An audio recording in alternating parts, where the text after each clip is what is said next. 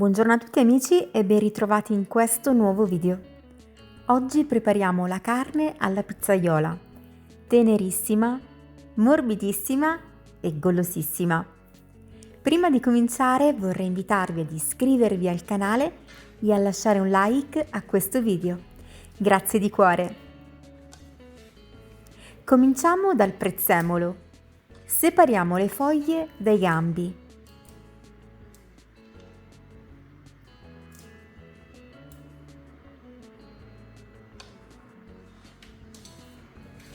Inseriamo i gambi all'interno di una padella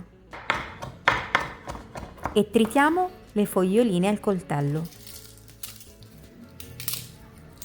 Adesso prendiamo 2 spicchi di aglio, li lasciamo in camicia e li schiacciamo leggermente. Tagliamo anche il pomodoro a pezzetti.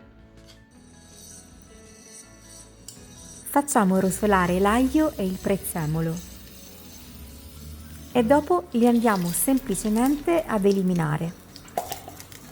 In questo modo avremo tutti i profumi all'interno dell'olio, però non avremo la presenza dell'aglio all'interno del nostro piatto.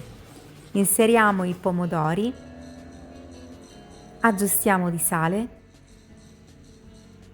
origano a piacere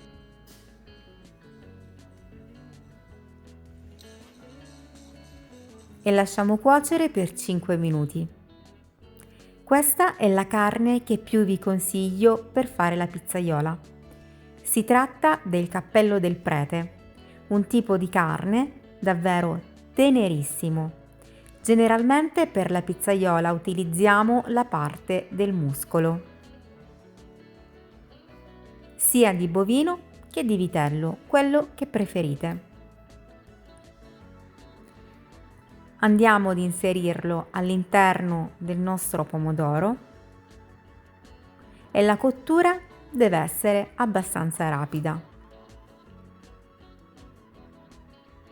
5 minuti per lato.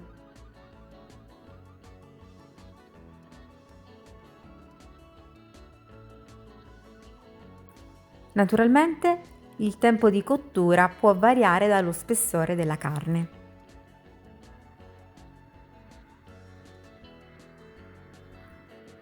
Se volete potete accompagnare la vostra pizzaiola con delle patatine fritte ma non fritte, fatte cioè nella friggitrice ad aria con soltanto un cucchiaio di olio extravergine.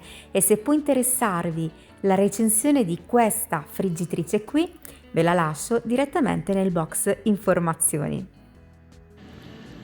La nostra pizzaiola è pronta, possiamo andarla ad impiattare. Fa un profumo davvero molto invitante ed è tenerissima. Se questo video vi è piaciuto, ricordate di lasciare un bel like e di commentare. Se volete potete condividere la ricetta con i vostri amici o sui vostri social cliccando su condividi. Terminiamo il piatto con una bella spolverizzata di prezzemolo tritato finemente.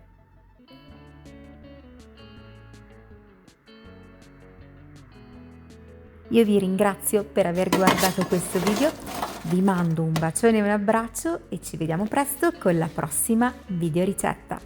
Ciao!